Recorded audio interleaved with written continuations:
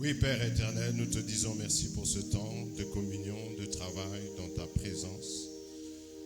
Bénis-nous, fais-nous du bien.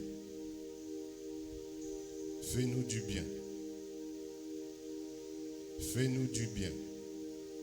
Du haut des cieux, toi le Dieu qui a fait les cieux et la terre. Toi qui as donné ton Fils unique, parce que tu as tant aimé le monde, afin que quiconque croit en lui ne périsse point, mais qu'il ait la vie. Exprime encore de ton amour envers l'humanité et fais-nous du bien par le sacrifice de ton Fils Jésus-Christ sur le mont du Calvaire. Nous avons prié au nom de Jésus. Amen. Bonjour chers amis, bonjour chers bien-aimés. Nous sommes heureux d'être ensemble avec vous ce matin et vous qui êtes présents physiquement et ceux qui sont présents en ligne. Voilà, nous allons entamer notre première session qui parle de la musique en tant que moyen de domination et de contrôle spirituel. Et sans aller plus en avant, nous allons lire un texte qui va nous cadrer sur le plan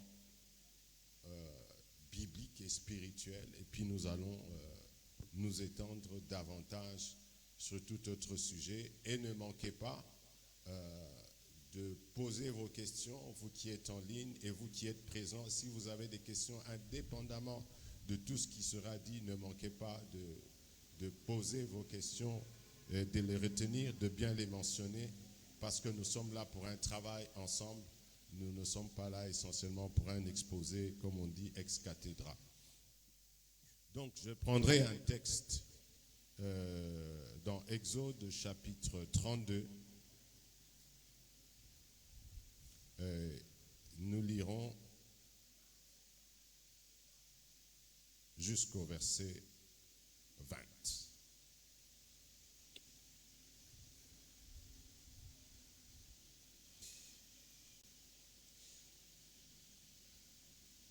C'est le peuple d'Israël qui vient de quitter l'Égypte, qui vient de traverser la mer Rouge, qui arrive au mont Sinaï. C'est le lieu où, ensemble, ils devaient se retrouver pour adorer le Seigneur, pour adorer l'Éternel, pour se construire cette nouvelle nation. Donc, Exode chapitre 32, du verset 15, nous lisons, « Moïse retourna et descendit de la montagne, les deux tables du témoignage dans sa main. Les tables étaient écrites des deux côtés. Elles étaient écrites de l'un et de l'autre côté. Les tables étaient l'ouvrage de Dieu et l'écriture était l'écriture de Dieu gravée sur les tables. Josué entendit la voix du peuple qui poussait des cris et dit à Moïse, « Il y a un cri de guerre dans le camp. » Moïse répondit, « Ce n'est ni un cri de vainqueur, ni un cri de vaincu. Ce que j'entends, c'est la voix des gens qui chantent. » Et comme il s'approchait du camp, il vit le veau et les danses. La colère de Moïse s'enflamma. Il jeta de ses mains les tables et les brisa au pied de la montagne. Il prit le veau qu'ils avaient fait et le brûla au feu. Il le réduisit en poudre, répandit cette poudre sur la surface des eaux et fit boire les enfants d'Israël. C'est le texte biblique.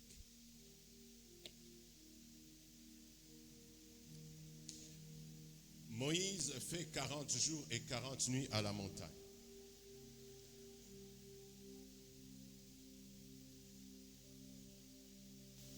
« 40 jours et 40 nuits. » Et le peuple qui était resté s'inquiète. ils disent à Aaron, fais-nous un veau d'or que l'on adore, c'est lui qui nous a fait sortir d'Égypte. Moïse fait le veau d'or. Et les gens se mettent à chanter, à danser. Donc au bout de 40 jours, c'est là que nous nous trouvons. Moïse revient avec les tables de la loi, c'est-à-dire les tables de l'alliance. C'est par ces écrits que l'accord entre Israël et l'Éternel devrait s'accomplir. Alors, on nous dit bien que Josué, plus jeune, dit à Moïse, il y a un bruit de guerre dans le camp. Moïse répond, non, ça c'est pas le bruit. On n'entend pas. C'est pas le bruit ni des vainqueurs, ni des vaincus. J'entends des gens qui chantent, il y a un bruit anormal. Quand il arrive,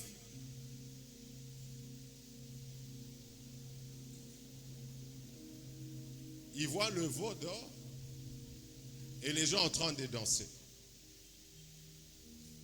Il casse les tables, il détruit les tables. Il se met en colère.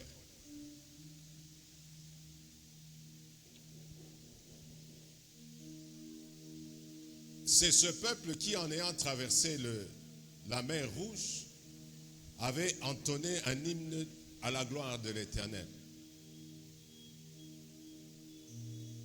Ils ont chanté de manière spontanée avec le tambourin.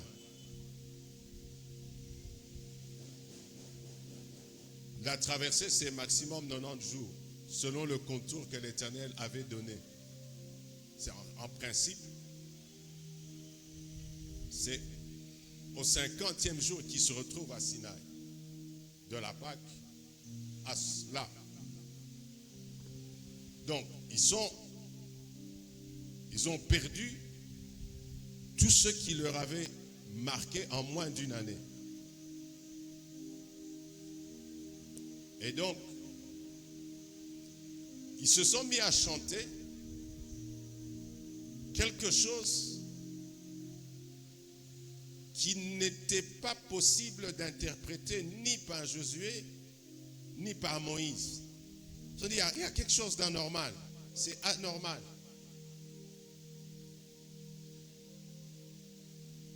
En fait, cette célébration de chant, de danse, était vouée à une divinité qui faisait que, pour Josué et Moïse, qui n'étaient pas avec eux, qui étaient eux dans la présence de Dieu, qui connaissaient, on va dire, qui s'étaient préservés de l'influence, de toute autre influence que celle de l'Éternel, de l'Esprit de l'Éternel, ils se sont dit, mais qu'est-ce que ça veut dire?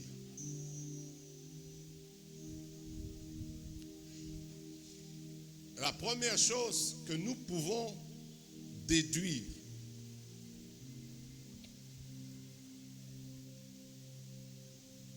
c'est que Moïse casse les tables de la loi. Il casse les pierres. En fait, ça veut dire que l'accord entre Israël et l'Éternel, son Dieu, ne peut pas se faire.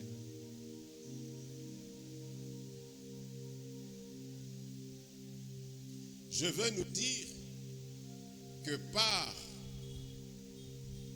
notre musique et par nos danses, nous pouvons suspendre, interrompre, disjoindre l'alliance entre l'Éternel et nous, son peuple.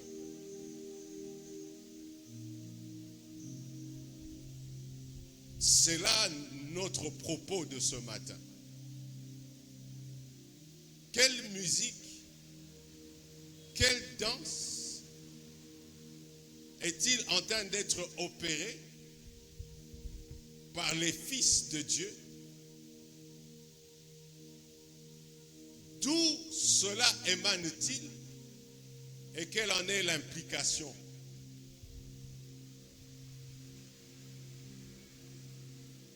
Ce n'est pas simple.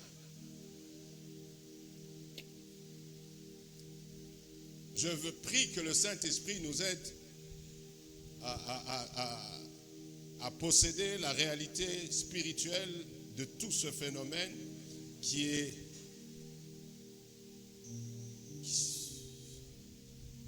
se déploie sur la terre, sur toute l'Église, sur toute la chrétienté, disons-le ainsi.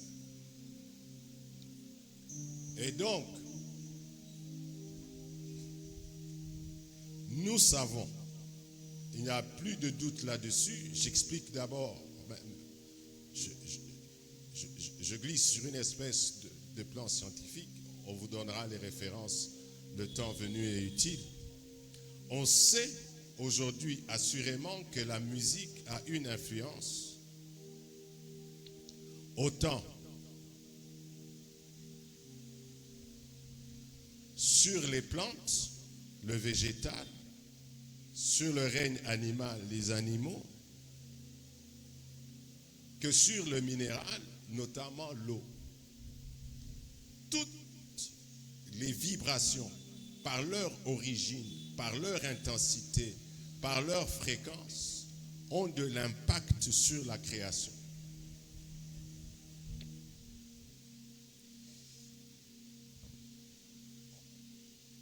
On peut savoir, les expériences scientifiques ont démontré, par exemple, quand on soumet dans une enceinte des plantes, on prend des plantes différentes, ça peut être des carottes, etc. Oui, prenons le cas des carottes. On sait que soumise à un type de musique donné, vous pouvez ressortir de même souche des carottes de tiges plus régulières. Les autres sont bourrelées avec plusieurs bras, selon le type de musique sur lequel on les soumet. Normalement, de même type, de même nature, mais par la suite, vous avez des carottes de poids différents, de tailles différentes, de formes différentes, par l'influence de la musique. Ça, c'est démontré, c'est objectif, c'est non discutable. Donc, celui qui pense que la musique, peu importe, il est en erreur. Une autre expérience a montré que la musique, on prend des souris, on les met dans une enceinte fermée, les unes, on les soumet à un type de musique. Ici, il n'est pas question, on va dire, le monde spirituel est absent, on va le dire comme ça. On prend de la musique du hard rock, on met de la musique douce, on met des souris dans des enceintes différentes, boum, puis alors on observe le comportement des souris. On se rend compte que les souris qui sont soumises au hard rock vont vivre moins longtemps. Donc la longévité des souris se réduit. On se rend compte que les souris qui sont soumises au hard rock, vous savez, la souris, quand vous la lâchez, en moins d'une minute, elle trouve le trou par où partir. Mais les souris qui sont soumises au hard rock perdent le sens d'orientation et de repérage quasi automatique qui leur revient, tandis que les autres gardent une habileté. Donc, par là, ce serait naïf de penser que, en tant qu'être spirituel, que la musique n'a pas beaucoup d'intérêt. Et même, on a démontré également, parce qu'on a pris le règne végétal, le règne animal, prenons même le règne minéral, on prend l'eau, soumise à des musiques différentes. Quand on va regarder la forme cristalline des eaux, on peut se rendre compte que la musique influence le format cristallin de l'eau. Vous avez des formes plus régulières, plus harmonieuses, et d'autres donnent des formes plus désordonnées et cabossées. Donc, la musique a de l'impact. C'est une certitude absolue. Ne pense pas que quelle que soit la musique que tu entends, tu resteras la même personne. Donc c'est strictement, c'est objectif. À partir de ce moment-là, redevenons, entre guillemets, un tout petit peu intelligents et questionnons-nous sur les effets de la musique et aussi la stratégie que le diable met en place. Et pourquoi il utilise cela et comment c'est efficace.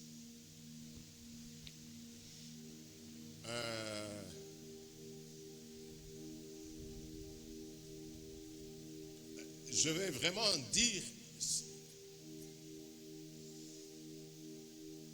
de manière rapide que ce n'est pas parce que on cite le nom de Jésus ou que on extrait les paroles de la Bible que cela fait la différence. Ça n'a rien à voir. D'où vient cela? Alors, j'ai rapidement pris 2 exemples types des chansons pour essayer d'exposer quelque chose. Si vous prenez, j'ai pris le nom de cette dame cantatrice, Juanita, Juanita, Bynum, qui avait fait un cantique You Deserve the Glory, avec un succès, tout ça. Et à un moment, dans son adoration, elle parle en langue, donc ça faisait très, très impactant. Mais en réalité, la divinité à laquelle elle se connecte n'est pas Dieu. Mais elle est dans le milieu chrétien. C'est détectable parce que, à un moment, elle exprime que c'est le Dieu aux multiples seins.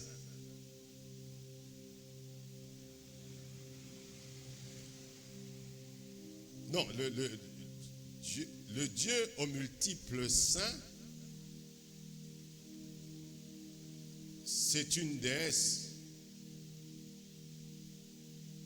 du monde antique avec plusieurs seins. Donc, on se retrouve sur une pente glissante où on est piégé. Mais la chanson a cartonné. Elle est partie.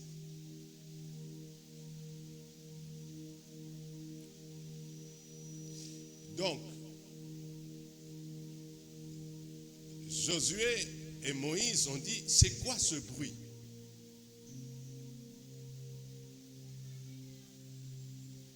Notre prière et notre soif ce matin, c'est que dans la maison de Dieu, on puisse avoir un sens aiguisé pour dire, cela ne correspond pas au battement du royaume de notre Père.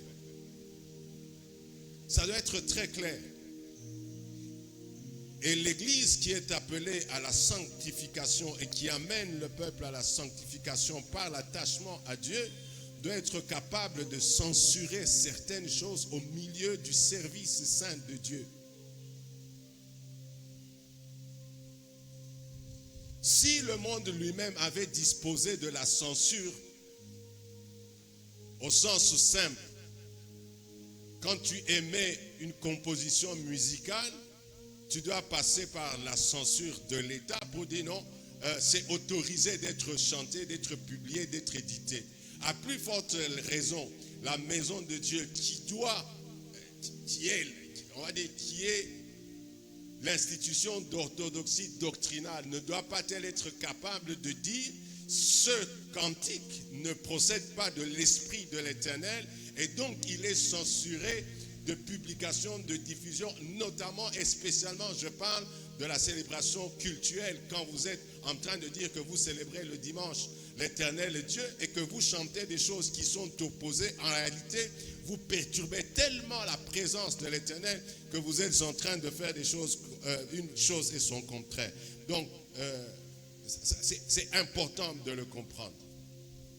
Et dans l'histoire de cette dame, ce qui est marquant, c'est que quand vous recherchez, aujourd'hui quand même, on peut, grâce à Google, vous pouvez tapoter, reconnaître et tracer les individus. Quand vous suivez le parcours de cette dame, les connexions avec les pasteurs, des gens dans la drogue, des gens qui par être trouvés morts dans les chambres d'hôtel, vous vous rendez bien compte qu'on est très très loin on va dire, du tracé divin.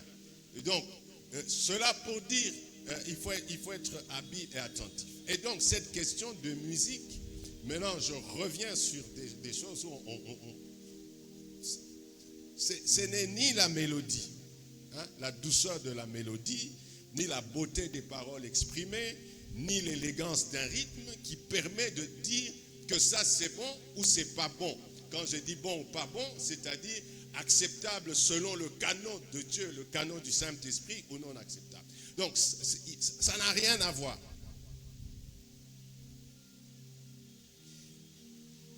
Reprenons le peuple d'Israël. Ceux qui sont là au bas de la montagne sont des braves. Pourquoi ce sont des braves? Parce qu'ils ont mis le sang sur les linteaux. Je préfère dire que tous ceux qui étaient israélites en Égypte n'avaient pas respecté de mettre le sang sur le linteau. Il y en a qui ont dit, ah non, c'est compliqué tes histoires, tu es parti, tu l'as vu une fois, tu l'as vu deux fois, ça n'a pas marché, donc nous, Moïse, toi et tes histoires, on préfère rester ici esclaves, vivre en paix, et d'autres qui se sont mariés à des Égyptiens ou à des Égyptiennes qui se sont dit non, ces histoires de Moïse, on s'en va. Donc ceux qui sont sortis sont normalement des braves, c'est-à-dire une espèce de démonstration de la foi.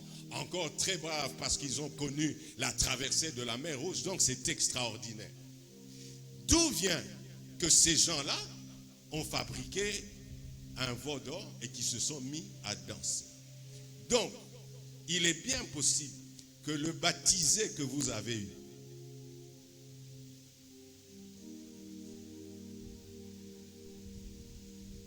le baptisé que vous avez enregistré, se détourne, compose d'un monde tout à fait étrange, un culte à une divinité que vous ne connaissez pas. Vous l'appellerez frère. C'était des frères qui étaient en bas, au pied de la montagne. C'était des frères.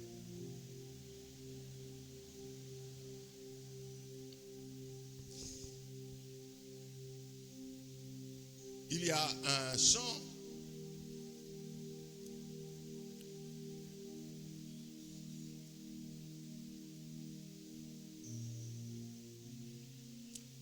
que globalement nous tous nous connaissons, We Are the Word. On connaît We Are the Word. C'est très bon. Pour moi, c'est l'exemple type de la capacité du malin à se glisser sous de dehors de bonté, de piété, mais c'est l'expression de la séduction parfaite. On va dire, c'est un succès planétaire. Les meilleurs musiciens de cette époque se sont réunis en une nuit et ils ont généré ça.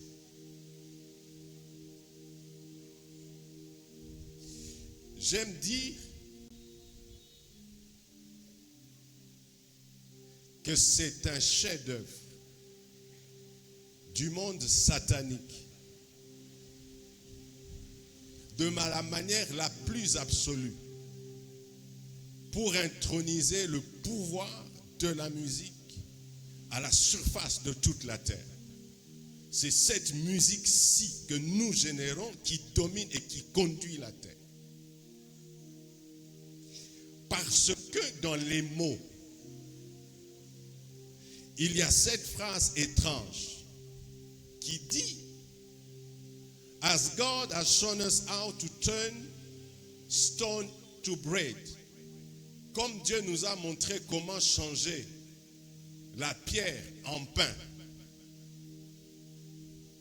Ah, il dit, non. Vous tous là qui avez chanté, on sait que vous avez quelques petites piétés dans votre enfance et qu'on vous a dit, qu'on avait dit à Jésus de changer les pierres en pain et il a dit non. D'où vient-il que vous chantiez là? Tous en accord. Ils étaient au nombre de 40 ou de 50. Tous en accord. Personne ne proteste. Pour dire comme le Dieu qui nous a montré le chemin en changeant les pierres en pain pour que les gens mangent. Donc, le Dieu que vous invoquez n'est pas le Jésus de la Bible. C'est autre chose que vous avez mis en incantation. En réalité, dans une opposition tellement contradictoire, absolument contradictoire, que nous pouvons dire que vous n'êtes pas dans la lumière et vous êtes tellement opposé à la lumière que vous ne pouvez être que ténèbres. Bon, mais nous leur avons concédé, nous, les humains, nous leur avons concédé une espèce de noblesse. On est d'accord? Non, c'est magnifique. Mais en fait, celui qui te permet de concéder, malgré la présence du Saint-Esprit en toi, qui te permet de leur concéder quelque chose, c'est justement l'entité spirituelle qui a été invoquée dans une puissance de séduction telle que te retrouves obligé de dire, bon, c'est quand même bien. On ne peut pas leur jeter la pierre. Non, on doit leur...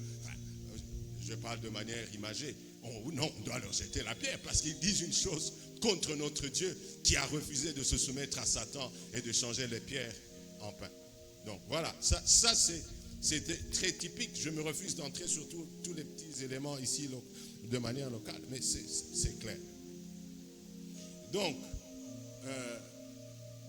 la musique, elle est certainement importante lorsqu'elle est inspirée de Dieu parce qu'elle permet de se déployer. On sait que le prophète est arrivé, il a dit, tiens, mais est-ce que vous n'avez pas un chanteur de harpe qui vienne et qui chante, et puis il a opéré. On sait, avec David, quand Saül était sous l'emprise des démons, est-ce qu'il n'y a pas un joueur de harpe qui peut venir chanter pour que, bon voilà, et pendant que les démons agitaient Saül, David chantait. Donc on reconnaît et on insiste, la musique inspirée de Dieu est importante pour conditionner le peuple et l'exercice du ministère. Néanmoins, nous devons être absolument prudents dans ce que nous avons à faire. Alors, je reviens sur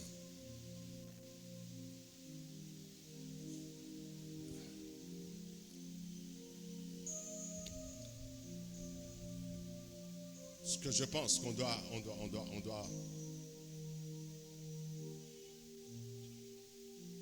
se réapproprier les armes de combat pour se maintenir.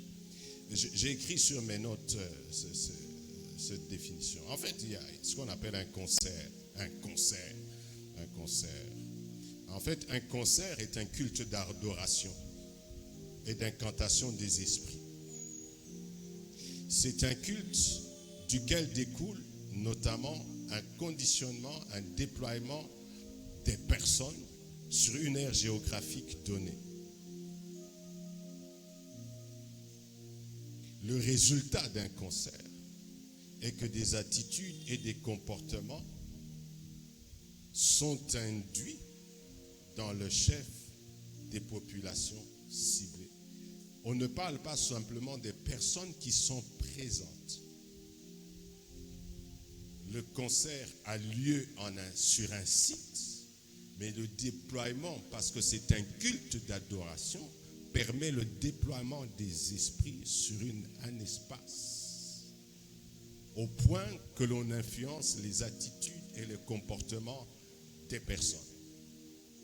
Un concert est un culte d'adoration et d'incantation des esprits.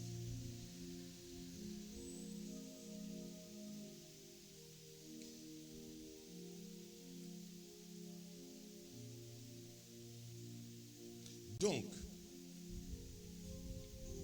lorsque vous voyez une, entre guillemets, superstar, méga star,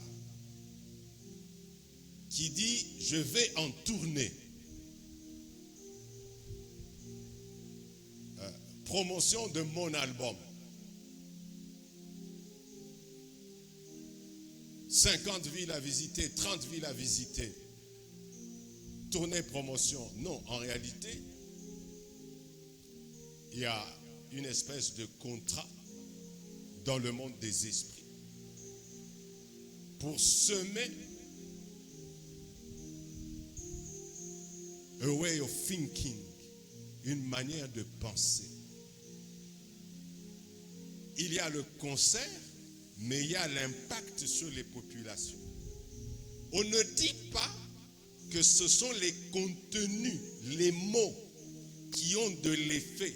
Ce sont les esprits qui sont invoqués, qui vont influencer.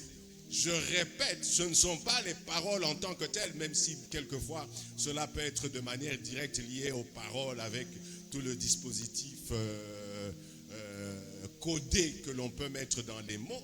Néanmoins, ce qui est essentiel à retenir, c'est que c'est à travers ce mouvement d'adoration, d'élévation d'une entité spirituelle que se déploient les esprits qui vont conditionner les gens. Donc, le monde des esprits n'étant pas désordonné, j'ai dit quelque chose? Ce n'est pas désordonné, c'est un monde ordonné. Il y a les mouvements politiques avec l'idéologie qui fonctionne sur son couloir. Je pense que quelquefois on minimise la capacité organisationnelle du malin. Non, c'est très très ordonné.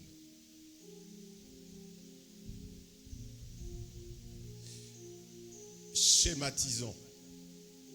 Pendant que sur le mouvement politique, on veut obtenir la validation de ce code sociétal LGBTQAI+, machin, donc LGBT, machin, transgenre, lesbienne, et tout ça.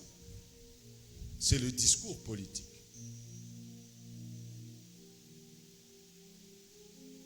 On matraque, on explique. Lorsqu'il y a la tournée qui se passe,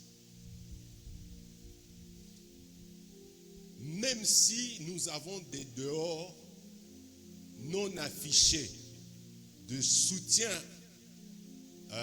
au mouvement, néanmoins dans notre formule incantatoire, nous laissons ces esprits venir et influencer les populations tel qu'il y a convergence entre le discours politique et l'interférence des esprits par le concert que nous avons déployé. Et donc, Houston tombe, Paris tombe, Casablanca tombe. On se rend compte tout simplement qu'au bout de 3, 4, 5, 6 mois, il y a une loi qu'on n'avait pas imaginé qui pouvait passer, mais elle passe. Ça, c'est l'ordre. Donc, si je reviens sur la ville de Kinshasa et que je regarde les super concerts qui ont eu lieu sur les 2 dernières années,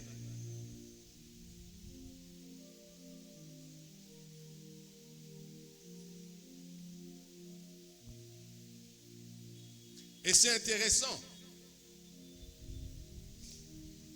Je reviens, je dis ça n'a rien à voir avec l'affichage apparent. On dit, c'était un concert de païens. Ah, ça c'est un concert des chrétiens. En réalité, nous avons dit, au pied de la montagne, ils avaient tous mis, ils venaient tous des maisons où il y avait le sang de l'agneau. Ils avaient mangé la Pâque, ils avaient mangé la Pâque, tous ceux qui étaient sortis, ils avaient mangé l'agneau. Sans tache, sans défaut, ils avaient mangé l'agneau. Mais donc, c'est là que la capacité de l'Église à savoir que ce passe-t-il doit être affiné. Donc l'un des concerts comme l'autre des concerts de tel type ou de tel autre type ensemble, ils fonctionnent et ils tournent vers la même direction. Donc ça reste important de pouvoir le retenir. Merci.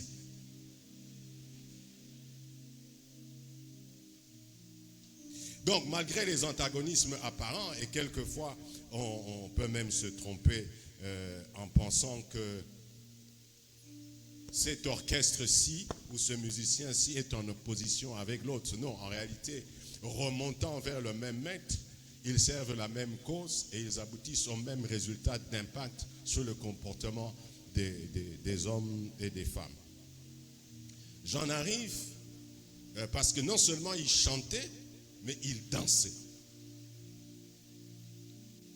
Alléluia. Je pense qu'il n'est pas possible de danser dans la maison de Dieu n'importe comment. Nous sommes quand même un tout petit peu fatigués de ce verset où on dit que David dansait et tout ça, alors nous devons danser. Non, David dansait parce que, et il a dit à sa femme, il a dit, je danse comme ça parce que mon Dieu m'a choisi. Il n'a trouvé personne dans la maison de ton père pour succéder comme roi. Et moi qui étais derrière les troupeaux, il m'a trouvé et il m'a fait roi. C'est pour ça que je danse. Donc, moi, je souhaiterais, je pense que la pensée de Dieu, ce que tu danses en justifiant pourquoi tu danses, c'est la première chose.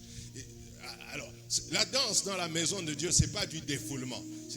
Le concert, Paganus, du samedi soir, du vendredi soir, c'est pour du défoulement. Allez là-bas, dansez et défoulez-vous. Ici, dans la maison de Dieu, au milieu du peuple de Dieu, lorsqu'on doit danser, there must be il doit avoir une justification. Il doit avoir un entendement profond que tu peux démontrer. Ensuite, s'il dansait David, c'est quand même l'arche de l'Éternel qui revenait. Dis-nous, qu'est-ce qui te prend de danser de cette manière? Donc, si je suis quelque part, très rapidement, je regarde comment les gens dansent, je peux dire que cette personne ici a un problème. Parce que ces mouvements-là ne peuvent pas émaner de l'esprit du Dieu saint. Je crois. Donc, qu'est-ce qu'une danse? La danse est un mouvement du corps en harmonie avec les sons, et les sons émanent d'un milieu donné. Donc, en réalité, pendant que tu fais des mouvements, tu es en harmonie avec un monde invisible.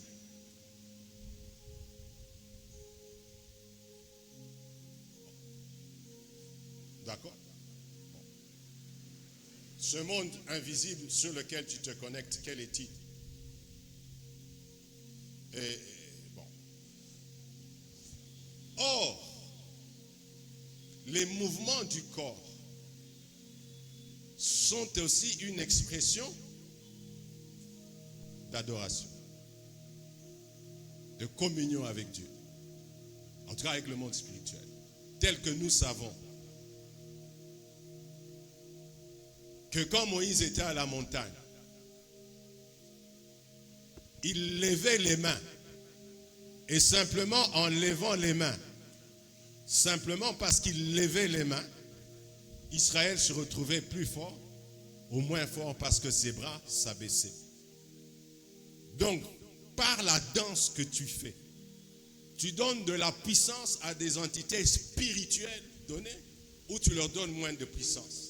C'est pour cela que dans la maison de Dieu, nous nous retrouvons sur un champ de bataille où il y a des gens très agités qui sont en réalité en train de disconnecter l'harmonie de la présence de Dieu telle que la puissance prophétique véritable qui devait se déployer ne se déploie pas.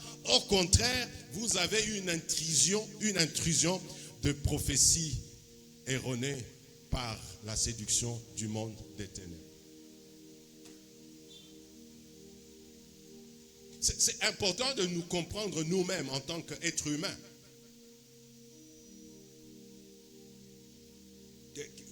Allez. Celui qui parle en langue ne s'adresse pas aux hommes, mais il s'adresse à Dieu. C'est en langue qu'il dit des mystères. Mais en fait, quand tu parles en langue, très bien, alléluia. Mais ce n'est que la langue qui bouge. Ce n'est qu'un mouvement du corps. Ce n'est qu'un mouvement de ton membre. C'est comme si tu fais comme ça. C'est ça, parler en langue. Si je prends ma main, je fais comme ça.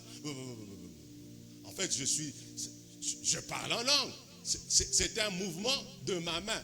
Mais simplement, quand tu parles en langue, c'est la langue qui bouge. Alors, je veux te poser la question. Tu penses que Dieu écoute les sons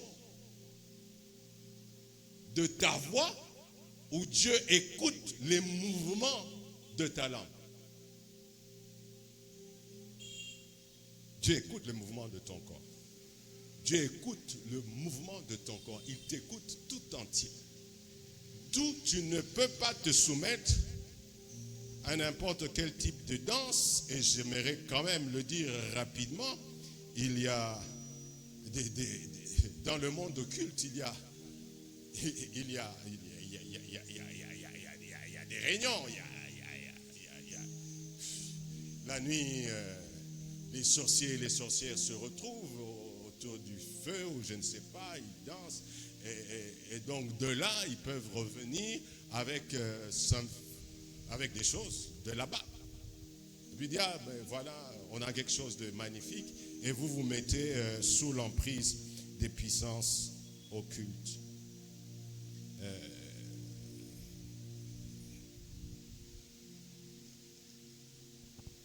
Je vais renchérir sur quelque chose.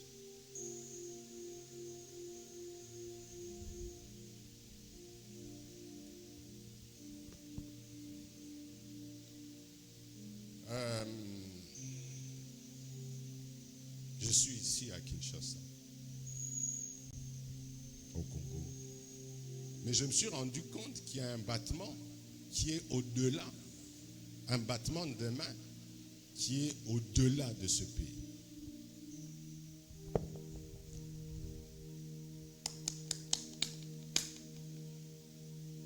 Ça vous dit quelque chose? Généralement, on terminait même dans les églises en disant « Yesun Kolo ». Mais en réalité, ce battement, il vient d'où? On sait quel est l'orchestre qu'il a promu ici.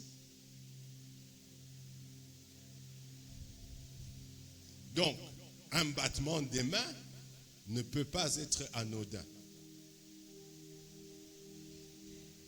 Cette rythmique de battement de bien, d'où la tiens-tu? Pourquoi l'adoptes-tu?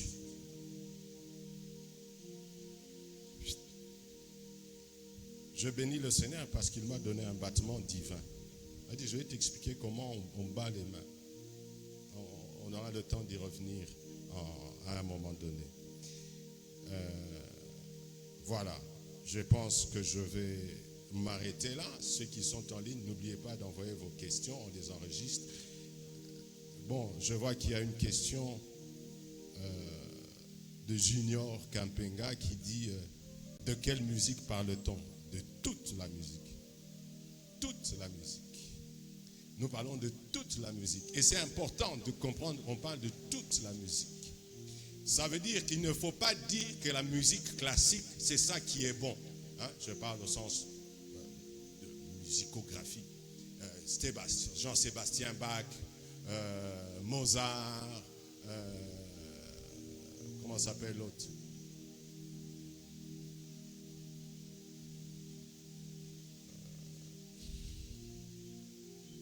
Les nocturnes, c'est de qui?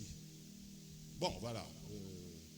Ça ne me revient pas rapidement, mais c'est ça. Donc, oui, peut-être que je suis revenu très, très subtilement sur les deux parce qu'ils sont en opposition. Alors, Mozart, il est à peu près reconnu. D'abord, il faut suivre, il faut lire la vie de Mozart, ce petit génie de musique. Mais il a une vie débridée, incroyable.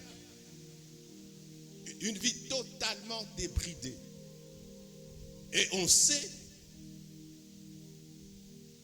voilà, on va dire, on s'est même interrogé parce qu'il est mort avec sa composition Requiem. Requiem, comme on dit, repose en paix, je ne sais pas, mais, qui est un cantique, qui est une composition. Si on fait l'expérience avec les plantes, n'est-ce pas, elle dégrade les plantes. On estime que c'est une composition destructrice de la vie. Et on dit, a-t-il généré la composition au point qu'il est mort lui-même de cette composition, ou est-ce en contact avec tous les esprits quand il compose, qu'il s'inflige le sort de la composition qu'il génère?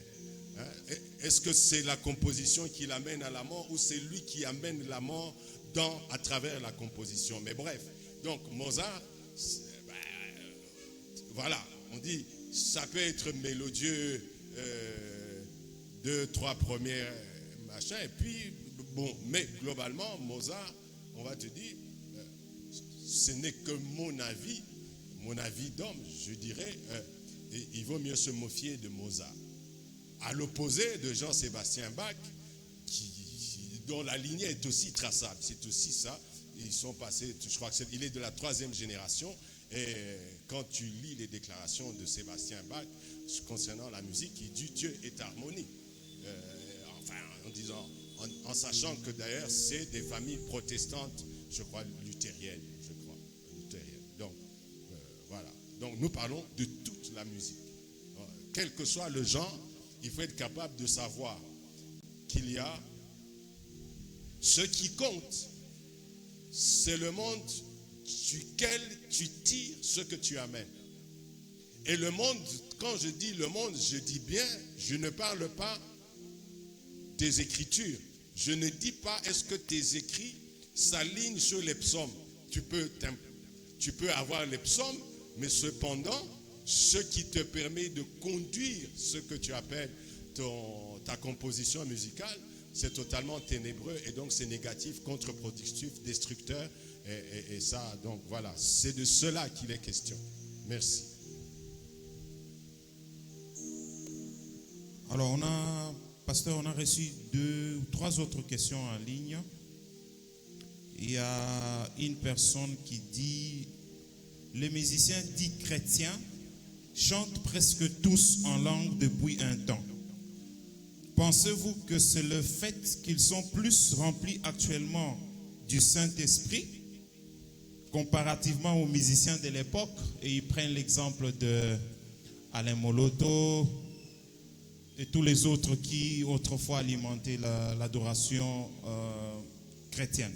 Voilà la question d'une des personnes qui suivent en ligne. Il y a aussi le frère Kevin Moutamba qui pose sa question en disant « Quels sont les cantiques qui sont agréables à l'Éternel ?» Quels sont les cantiques qui sont agréables à l'Éternel? Et enfin, il y a un autre frère, Tredia Sambaï, qui nous suit de Lubumbashi. Il pose sa question en disant « Quelle musique s'agit-il, s'il vous plaît ?» Je pense que vous avez déjà répondu à cette question. Merci. Et dans la salle, il y a quelqu'un d'autre qui voulait ajouter une question. Et il y en a 2 personnes. Voilà. Je voulais poser une question pour demander, parce que la Bible nous dit que Paul et Silas chantaient, priaient, et le chêne tombait et la porte de la prison était ouverte. Ils étaient en communion avec l'Éternel quand ils chantaient là. Donc, leur esprit était en communion avec notre Dieu. Et aujourd'hui, quelqu'un peut avoir cette soif-là de prier et une chanson monte dans son cœur pour prier. Est-ce que cette chanson-là, ça peut le faire communion avec l'Éternel? C'est ça que je demande. Reprends la deuxième bien. La deuxième question est que si quelqu'un veut prier, il y a une chanson qui le monte dans son cœur. Il peut commencer à chanter ces chansons-là pour lui permettre d'être en communion avec notre Dieu. Oui. Merci. Bonjour à tous, merci. Alors moi, c'est par rapport à ce que vous avez enseigné juste au début, où c'est bien écrit dans effectivement Exode 32, on dit, un instant,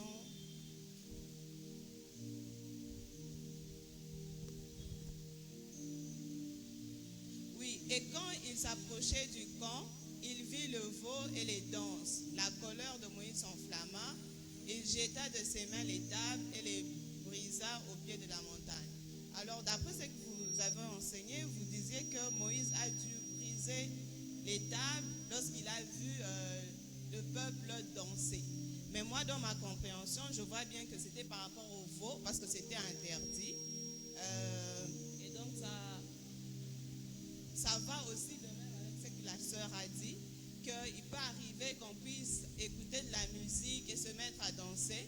Est-ce que cela peut empêcher une communion avec l'Éternel?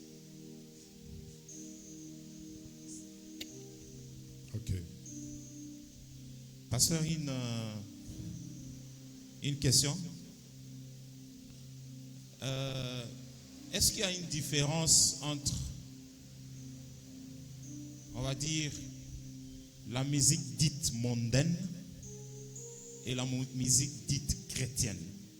Quelle est selon vous la différence entre ces deux musiques-là qu'on appelle mondaines d'une part et d'autre part chrétienne? Et une sous-question, est-ce que tout le chrétien, on va dire tous les chrétiens, ou ceux qui se disent chrétiens, ou ceux qui le sont réellement, comment peuvent-ils arriver réellement à dire d'une musique, bien qu'elle ait une connotation chrétienne, qu'elle n'est pas issue, on va dire, d'un enfant de Dieu, inspiré de Dieu et qui peut réellement les inspirer. On va parler comme ça. Je ne sais pas si la question est bien posée. Merci, pasteur. C'est ça. D'où vient-il que les gens aujourd'hui parlent en langue davantage dans leur cantique qu'autrefois sont-ils plus spirituels qu'avant? Je pense que c'est en partie pour cela que je pris le cas de Juanita Binam. Vous pouvez taper Google You Deserve the Glory. Je crois que ça date d'il y a 15 ans. En fait, je pense, et je ne pense pas être en erreur, parce que le diable parle aussi en langue, il est plus facile de passer dans un monde incantatoire des esprits en parlant justement en langue. Et si je suis chante, je préfère glisser directement sur ces parler en langue en train de chanter avec la musique qui m'accompagne en sourdine, de manière à prendre à contre-pied tous ceux qui n'ont pas le discernement de savoir d'où vient cette langue. C'est plus facile que de faire des écrits codés. C'est plus compliqué de faire des écrits, c'est plus compliqué. C'est-à-dire, c'est un autre niveau de mysticisme, d'occultisme, que de pouvoir entrer dans des messages codés. C'est du haut niveau. On va dire, le parler en langue basique, on va dire n'importe quel petit démon peut t'accompagner à parler en langue. mais faire du message codé, tu upgrades, tu es d'un niveau plus élevé. Donc, je pense qu'on devrait de toute manière, dès que quelqu'un parle en langue, tes oreilles de discernement doivent rapidement s'ouvrir. Est-il des nôtres ou non? C'est le réflexe premier. Parce que quand quelqu'un parle en langue, ça veut dire qu'il est en contact avec un monde invisible. Donc, ton réflexe naturel se dit, quel est le monde qui l'inspire? C'est basique, c'est essentiel. Donc,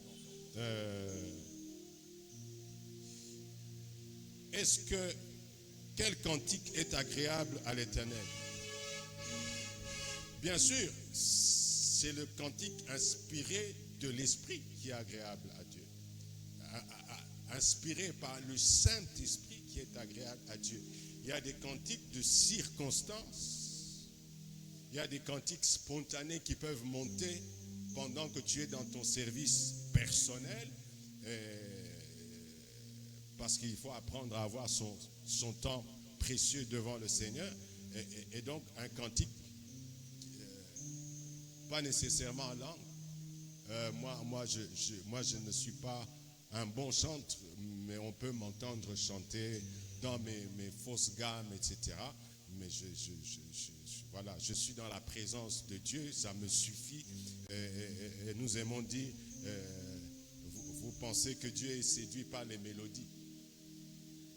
Non, Dieu est séduit par l'harmonie de ton âme, de ton cœur. Garde ton cœur plus que toute autre chose, car c'est là que viennent les sources de la vie. Tout ce jour-là, qu'est-ce que tu tiens à l'intérieur de toi? Donc ça, c'est le cantique agréable à Dieu. L'histoire de Paul et Silas est assez magnifique en tant que telle.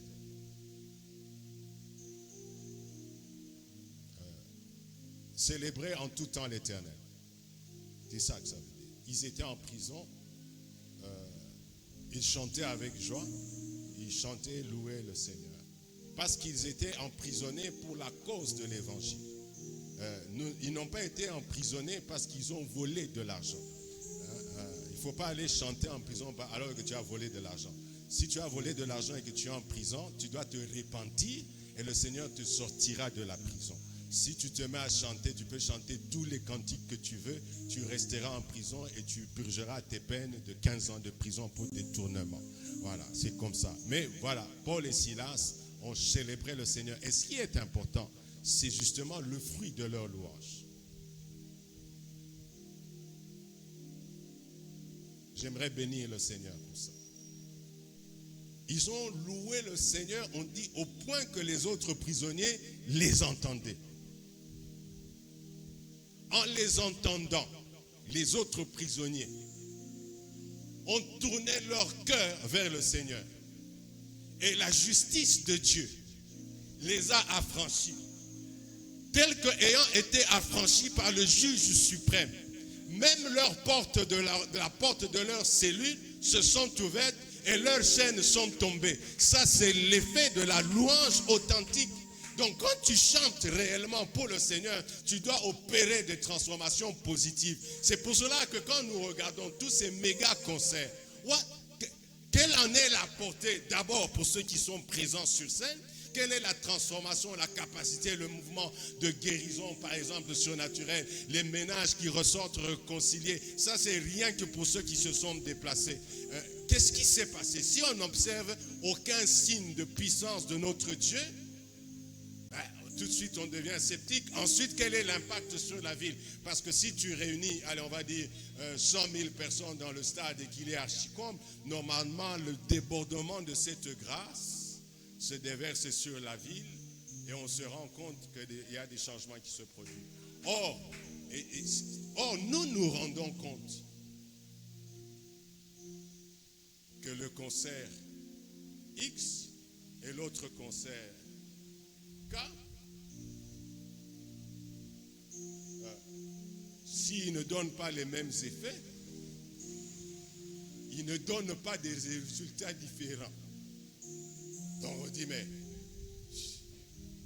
comme Dieu est un Dieu de la différence, normalement, on devait bien se rendre compte sans explication des mots. On n'explique pas. Les gens voient, ah, non. Vous voyez ici, quand les gens dansent, ils sont comme ça. Les gens qui vont dans ce concert, ils s'habillent comme ça. Les autres sont comme ça. Quand les gens sont arrivés dans ce concert, c'est qu'il y avait des jupes courtes, on commençait à chercher des pagnes pour se couvrir parce qu'elles se sentaient gênées à cause de la présence de Dieu. Or, tout ça, on ne voit rien. Donc, de là, les conclusions sont assez faciles pour chacun de nous. J'ai bien dit, on peut chanter des cantiques spirituels. Bon.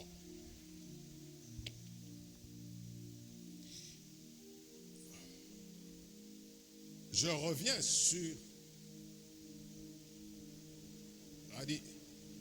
la vérité fondamentale que nous avons énoncée à l'entrée. Dieu avait déjà écrit les tables de ses propres mains. Il vient pour sceller l'alliance. Mais les danses en l'honneur du veau d'or, consacré comme Dieu. Alors le problème, c'est qu'aujourd'hui, vous ne voyez pas le veau d'or physique, mais il existe ce veau d'or dans l'invisible. Celui qui fait cette incantation, lui sait d'où il vient, comment il a travaillé, comment il a célébré, comment on lui a communiqué. Et il vient, nous voyons la partie visible. Et la prière, c'est que l'Église aujourd'hui soit capable d'aller au-delà de ce que l'on entend et de ce que l'on voit pour discerner le veau d'or que l'on est en train de célébrer, parce que nous comprenons que vous êtes capable de bloquer l'alliance que l'Éternel est en train de faire. Ça veut dire qu'il y a une parole prophétique puissante, extraordinaire, qui est en train de descendre sur une nation, mais à cause des chants et de la musique que l'on fait là dans le stade, la parole prophétique a de la peine à s'arrêter et à descendre. L'Éternel l'a fait remonter parce qu'il n'y a pas l'attitude qui permettrait de recevoir cette parole prophétique. Nous sommes en train d'essayer de comprendre, ce n'est pas seulement sur ce pays.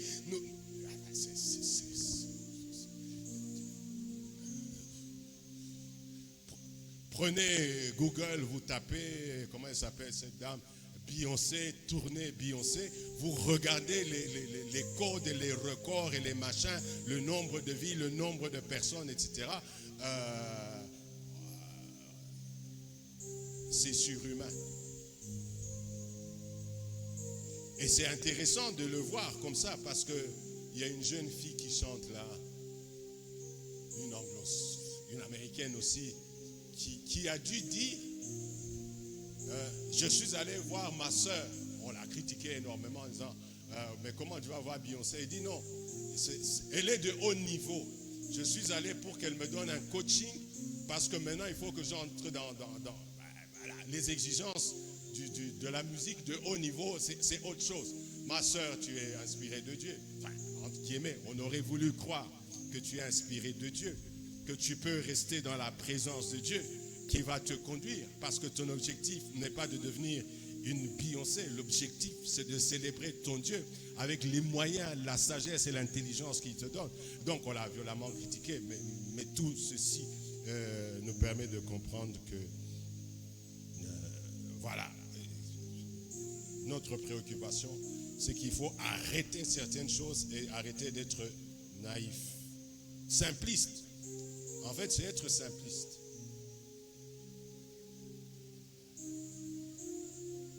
J'aimerais rappeler à un fils de Dieu qu'il est le temple du Saint-Esprit.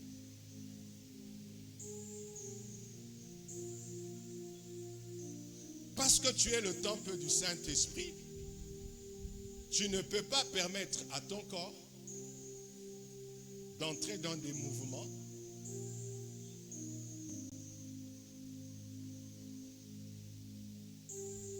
inspirés du monde des ténèbres. C'est profaner le temple de Dieu.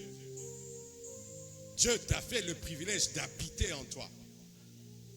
Il t'a fait le privilège d'habiter en toi. C'est ça, le né de nouveau. Bon, on s'est fait piéger de tous les côtés.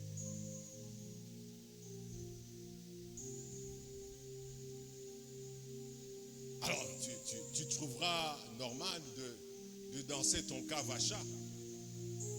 Mais est-ce que le temple de Dieu va se soumettre à un rythme bon, c'est pas...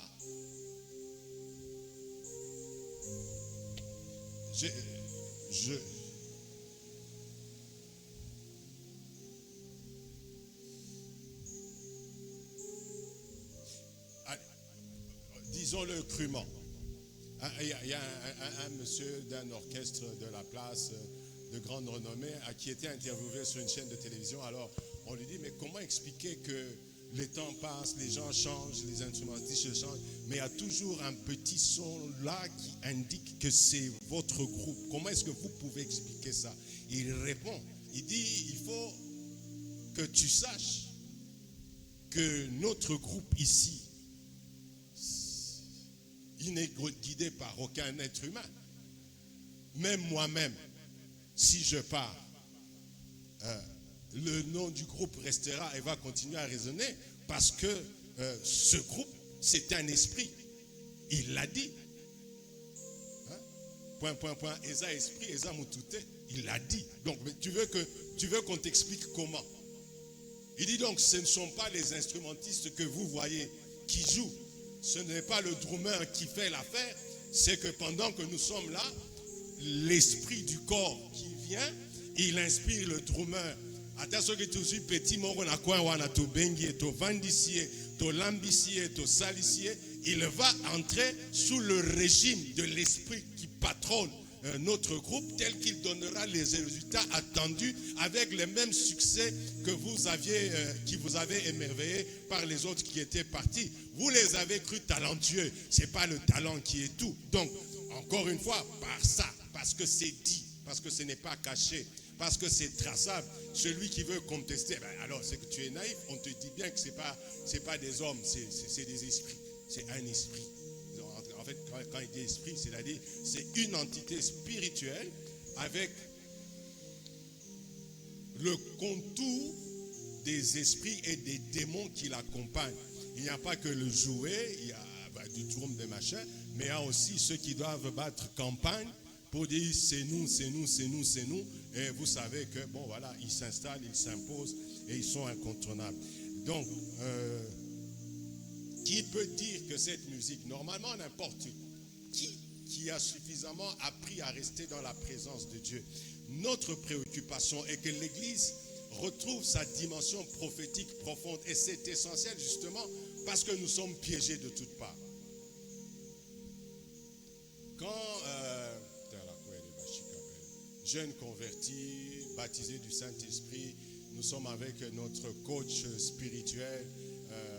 J'ai été coaché maximum 3 semaines. 3 semaines maximum, 3. Brother Joseph, 3 semaines maximum. Mais j'ai tout appris. Tout en 3 semaines, tout.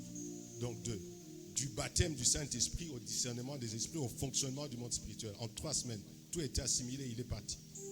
Donc, nous avions une séance de délivrance, de prière délivrance dans le groupe, quelque part. Bon, nous n'étions que des jeunes, il y avait des grands. Non seulement des aînés dans la foi, dans le groupe, mais aussi dans l'âge. Donc, on était des petits. Mais le frère là, on va dire entre guillemets, j'avais pu l'arracher. C'est simple, les mots que j'avais dit, je veux devenir comme toi. Parce que toi, tu sais de quoi tu parles. Donc, en réalité, sans beaucoup de recherche, j'avais compris qu'il y avait toute une vague de comédiens, bon, voilà. Alors, dans la session, on a chanté, on a prié. Et puis après, le surlendemain, on s'est retrouvés avec lui. Il dit, hier, quand on était à la prière, là, il y a une chanson qu'on a chantée. Et I think it was in Swahili. Alors on a essayé de dire, il dit chantez un peu ça. On a dit non. Il dit non, c'est pas ça. Il dit non, il y avait un papa grand de taille, de tel gabarit qui était passé, c'est lui qui chantait. On dit, ah oui, oui, oui, on a chanté le cantique. Il dit, qu'est-ce que ça dit? On lui a dit, je ne suis pas fort, viens m'aider, je ne peux pas combattre contre les démons, contre les puissances sataniques, etc. On dit, oh, that's what, c'est ce que vous chantez. Et quelque chose ne va pas dans votre tête. Vous voulez chasser les démons. Et vous dites, I'm not strong, je ne suis pas fort, toi viens. Jésus a dit, vous êtes revêtus de puissance et de force. Il vous a déjà donné. Il dit, je puis tout par celui qui me fortifie. Et vous êtes devant les démons, vous dites, nous n'avons pas la force. They won't never go. Ils partiront jamais. Parce que c'est vous-même qui déclarez. Donc, ce qui est intéressant, et c'est ce que je veux souligner, ceux qui n'entendaient pas les paroles. Il n'entendait pas les paroles. Il a entendu un son. Il dit, ça c'est pas un truc normal. Donc 24 heures après, il pose la question, il dit, hier vous avez chanté ça, c'est quoi? Il dit, non, vous ne pouvez pas chanter comme ça. C'est il y a 30 ans, hein? Non, plus que 30 ans, il y a 35 ans. Il y a 35 ans. Il y a 35 ans. Mais le cantique là, on l'entend. On l'entend. Donc, pitié pour nous, mais gloire à Dieu, mais c'est le moment si quelqu'un a parlé il y a 35 ans, posons-nous la question. Si quelqu'un a parlé il y a 35 ans, il a dit ça, alors, nous aujourd'hui, comment nous pouvons être en défaillance pour savoir ça c'est pas bon? Non. Chorale, ça vous ne chantez pas. Ça vous plaît dehors quand vous aurez votre fête de quoi? Des mariages, des coutumiers là, allez faire comme ça là. Ici, non, dehors, je vous chasse. Donc, il y a donc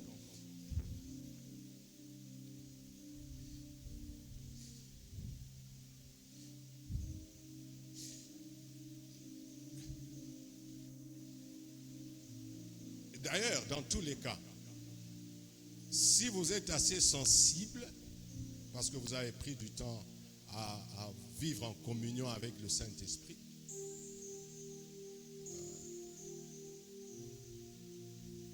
vous pouvez regarder, voilà, il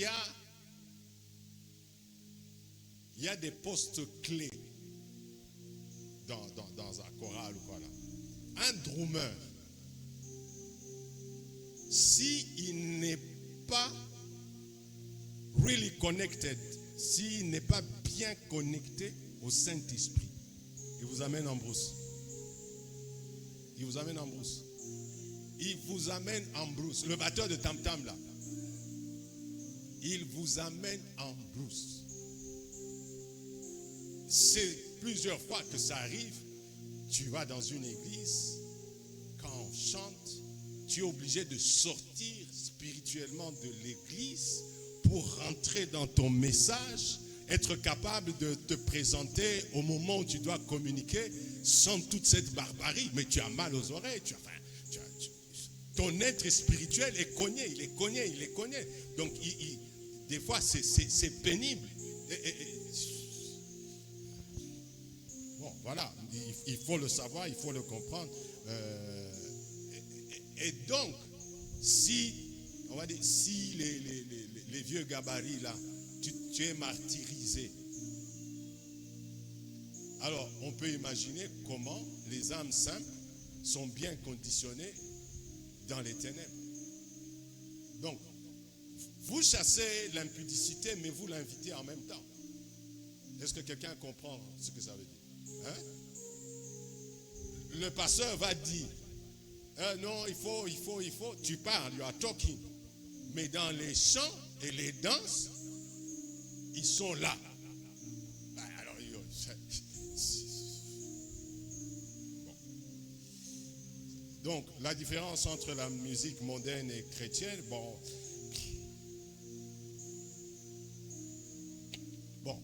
Non, il y a la musique inspirée de Dieu. Il y a la musique que je peux qualifier quand même de naïve. On va dire, il y a des petites musiques naïves qu'on va dire qui tiennent à la composition humaine simple, le soleil, la lune, les étoiles, machin, etc. Je pense qu'il peut exister, qu'il existe une musique naïve, simple. Mais c'est ce qu'on dit l'artiste. Hein? Mais comme l'argent et la gloire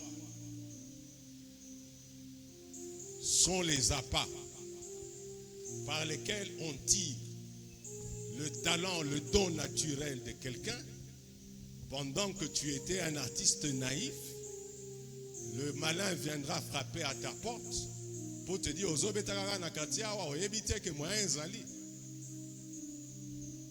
et tu vas te retrouver happé dans une spirale telle que ceux qui étaient naïfs disparaissent peu à peu et tu te retrouves esclave du monde de ténèbres. Donc, naïve parce que simplement humaine, l'homme a la capacité d'inventer, de créer, pas toujours par des incantations, parce que tu as un esprit et il y a une puissance de création dans l'esprit de l'homme. Donc tu peux être tout simplement toi qui composes, mais alors tu peux également être celui qui tire par un pacte avec les ténèbres. Donc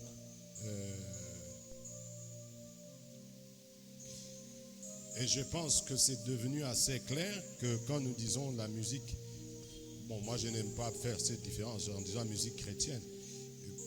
C'est simple, je donne comment je fonctionne. Parce que je me suis rendu compte que la musique chrétienne est piégée. Donc je m'en fous de la musique chrétienne. J'écoute ma musique.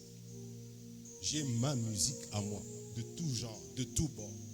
Si je suis dans mon salon, j'écoute ma musique. Je suis suffisamment aguerri et sensible, je peux mettre un stop. Stop. Je sens qu'il y a un truc qui me contrarie, j'arrête. Il y a des musiques que j'avais enregistrées que j'ai dilitées. Je dis non, celui-là il est très mauvais, je supprime. Mais j'écoute toutes sortes de musiques.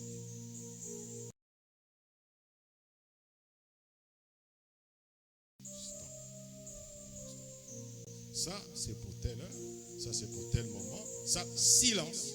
Je veux du silence. Pourquoi?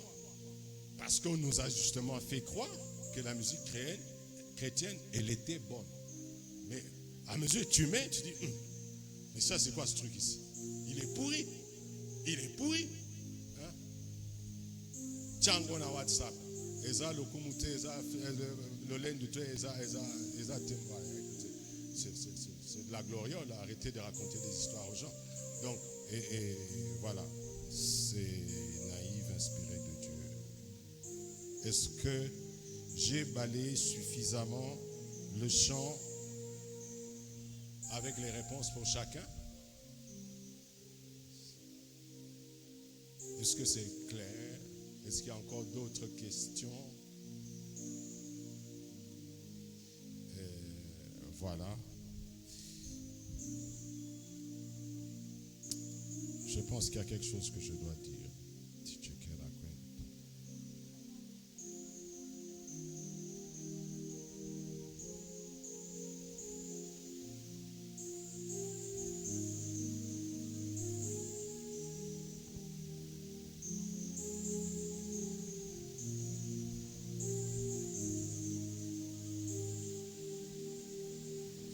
Est-ce qu'on peut être debout un moment?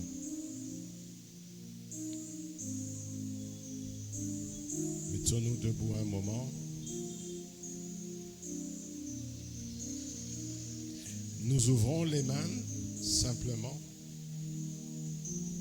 Toi qui es en ligne, s'il te plaît, ouvre tes mains.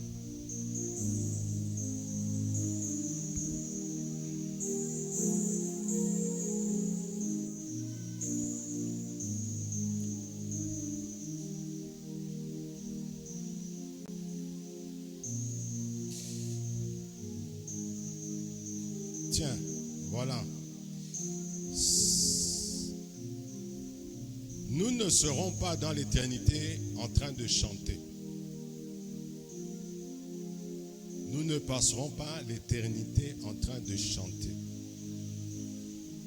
Le tableau qui indique les chants, c'est plutôt pour traduire le sens de l'harmonie qu'il y aura entre Dieu et tous les hommes et toute la création. On l'a symbolisé par des cantiques harmonieux. Ce que Dieu veut, c'est que nous puissions développer une harmonie de volonté et de pensée avec lui. C'est la plus belle symphonie que la création veuille entendre. Seigneur, fais du bien à ton peuple. Éternel, fais du bien aux élus. Détruis la force de la séduction sur les fils de ton peuple.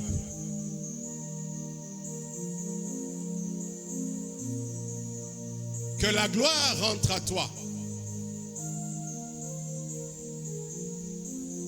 Déploie la puissance de discernement sur ta maison, parce que c'est ta maison, parce que tu as racheté à grand prix, à Golgotha, tu as crié, tu as accompli toutes choses. Ne laisse pas être ton peuple être asservi, ne laisse pas tes desseins être interrompus. Laisse et permets que ta gloire vienne emplir ta maison, vienne emplir le temple que sont chacun de tes fils et de tes filles, de tes serviteurs et de tes servantes. Nous avons besoin de ta visitation, nous avons besoin de ta plénitude en nous, notre Dieu et notre Roi. Visite-nous et fais-nous du bien. Donne gloire au nom de Jésus. Donne gloire au nom de Jésus. Rends hommage, Seigneur, à sa fidélité, à sa droiture, à sa fermeté, ô notre Dieu. Lui qui t'a été soumis en toutes choses au point d'accepter le prix de la mort à la croix entre deux brigands, Seigneur. Pour un prix si fort, permets que la gloire revienne sur tes élus. Permets, Seigneur, que les sanctifiés retrouvent toute la pureté de la gloire de ton nom et qu'ils le manifestent. Merci, Père. Merci, Seigneur. Au nom de Jésus, Dieu éternel et unique Sauveur, nous avons prié. Amen.